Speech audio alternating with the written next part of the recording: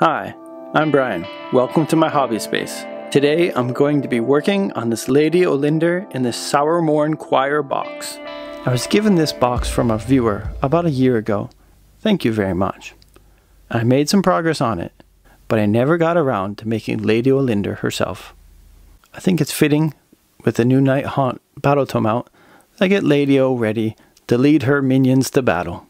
Please watch along with me as I build her, base her, and paint her. This is a very breakable looking model. If you're a ham-fisted builder, beware of this one. It's quite delicate. I love Nighthaunt miniatures because they look so cool and they have really awesome poses. Scare me to make. They're always so spindly. I'm terrified of just building this darn thing. But don't break, don't break, don't break. Okay. Seriously, this whole model looks like you could sneeze and just break it into a million pieces. There, oh my goodness. This piece is so gonna break. Please don't break, piece. So if you want to make an army where you get to say, don't break, don't break, don't break a whole lot, then Nighthaunt might be the army for you. Here's a quick look at the pieces that we've got to make Lady O. I know me, I'm clumsy. That's gonna break. This little vine is gonna break on me. Second vine that's gonna break. This is her veil and her hair. They look like they'll be okay. This piece is awesome looking. I'll probably end up breaking this arm. I made a box of 10 Bladegeist Revenants, and I think I broke 2 or 3 of their arms. These old fingers just don't do what they used to do. Okay, here we go. Our first really spindly bit. All right, I've got my first bit on my Lady O. That is one very spindly, barely attached bit of model. Next, somehow this piece has got to go on there next to it. She's gonna thread the needle and glue it on. Jeez, Nighthaunt models are nightmares in more ways than one. It's gonna need gap filler. Where's your arm? There it is. Okay, that looks simple enough. I mean, it looks like she's already got a head. It's just really tiny. Who'd be scared of that?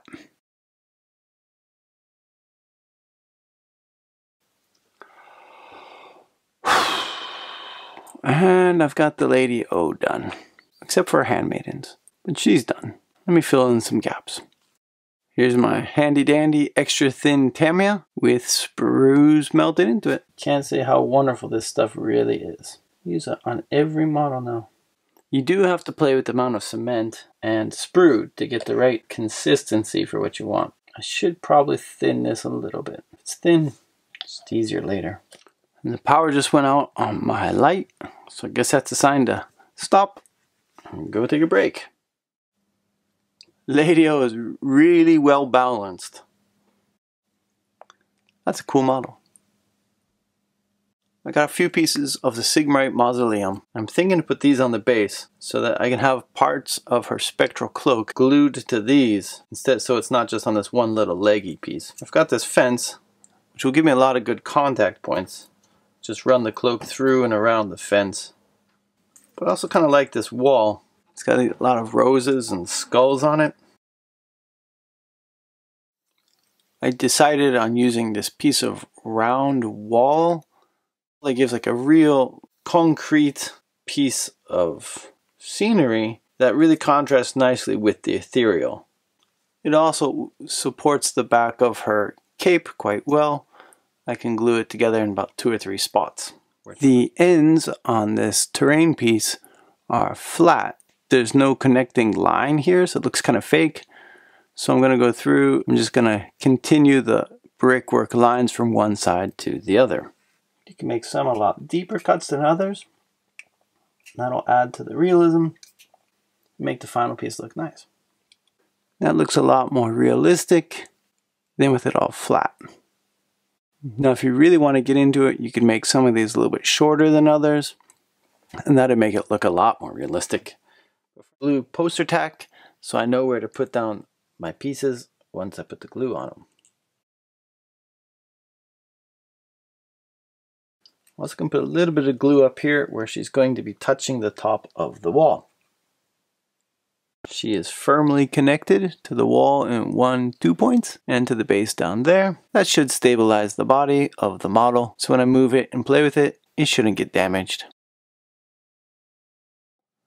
As always, I like to use baking soda. I use rocks, and I like to use green tea. This is not something you need to be precise about. Just have fun.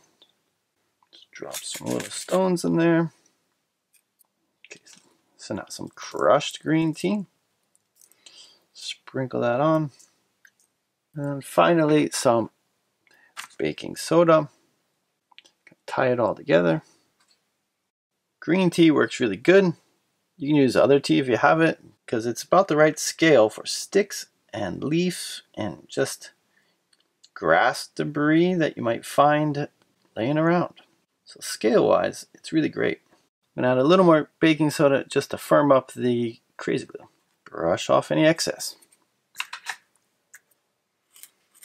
The green tea really does give an organic texture.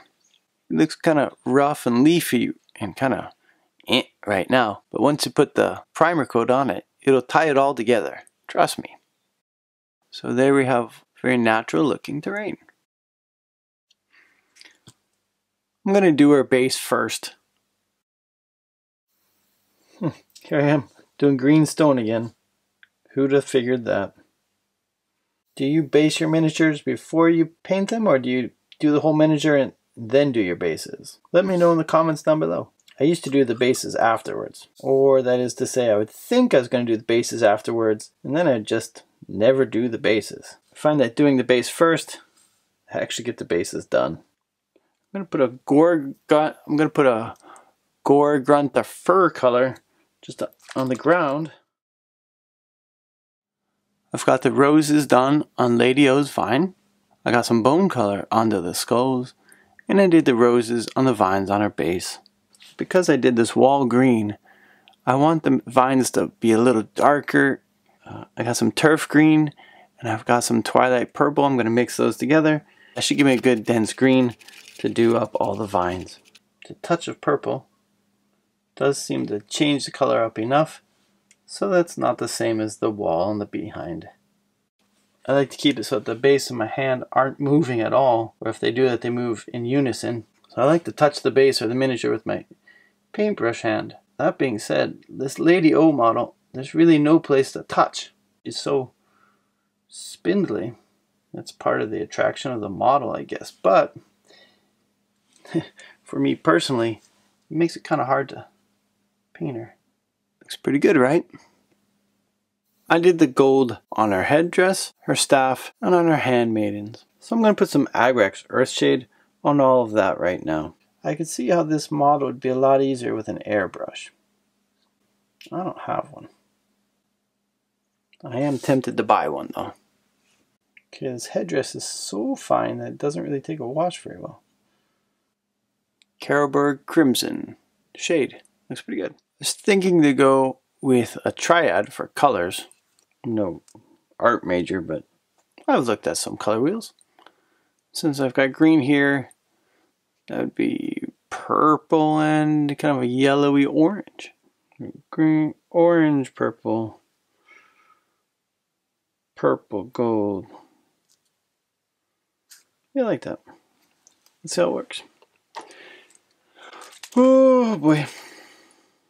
Just gonna go over some of the hair here with some Carroburg Crimson again. Although I might try to leave at least one streak of white. There's one done. Cassandra Yellow. The other day I was going through some paints, checking to make sure they're still good, and I found out how a bunch of these shades. I was like, oh my gosh, I should be using these.